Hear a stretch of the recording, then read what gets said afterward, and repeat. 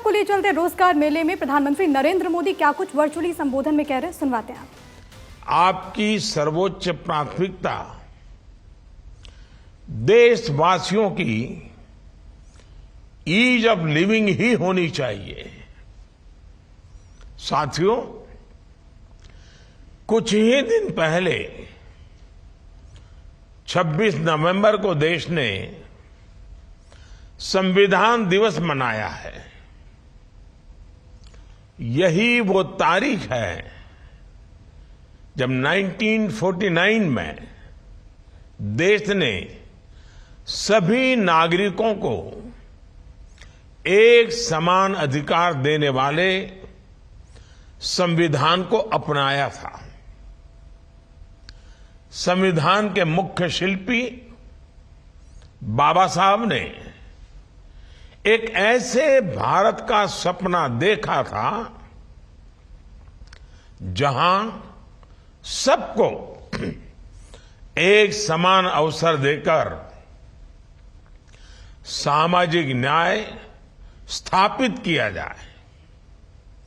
दुर्भाग्य से आजादी के बाद लंबे समय तक देश में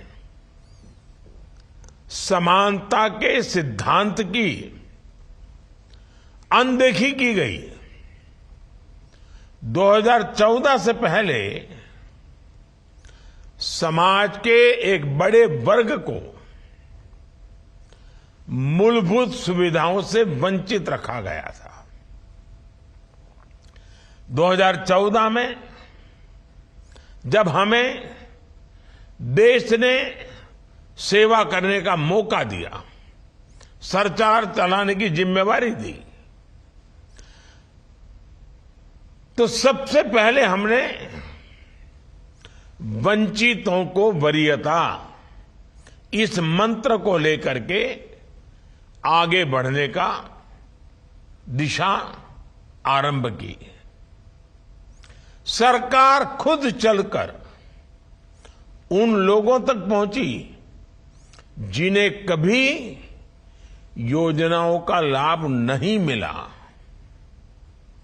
जिन्हें दशकों तक सरकार की तरफ से कोई सुविधा नहीं मिली थी।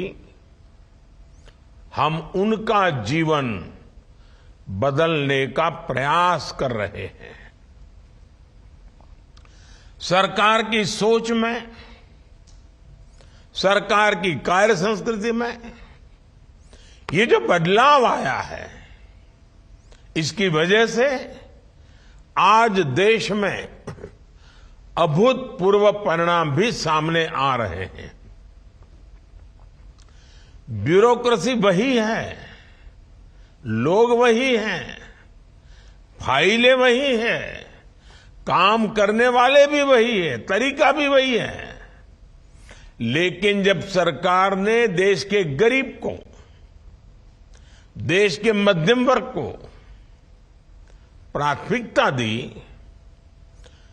तो सारी स्थितियां बदलने लगी।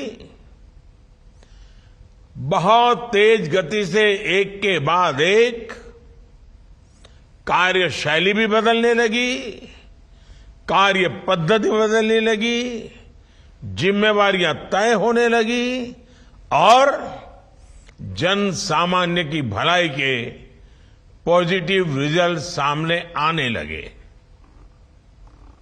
एक अध्ययन के मुताबिक 5 वर्षों में देश के 13 करोड़ से ज्यादा लोग गरीबी से बाहर आए हैं।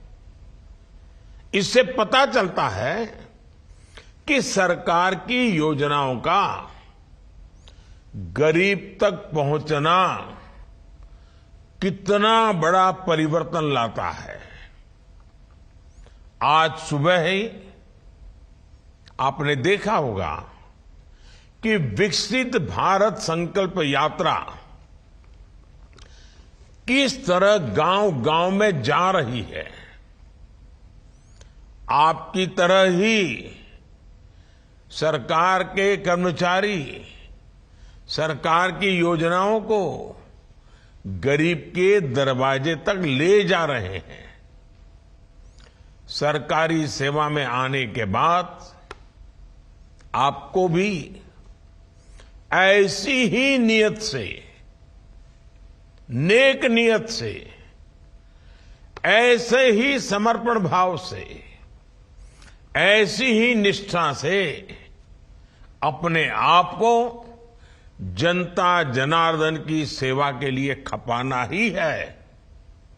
साथियों, आज के बदलते हुए भारत में आप सभी एक इंफ्रास्ट्रक्चर क्रांति के भी साक्षी बन रहे हैं।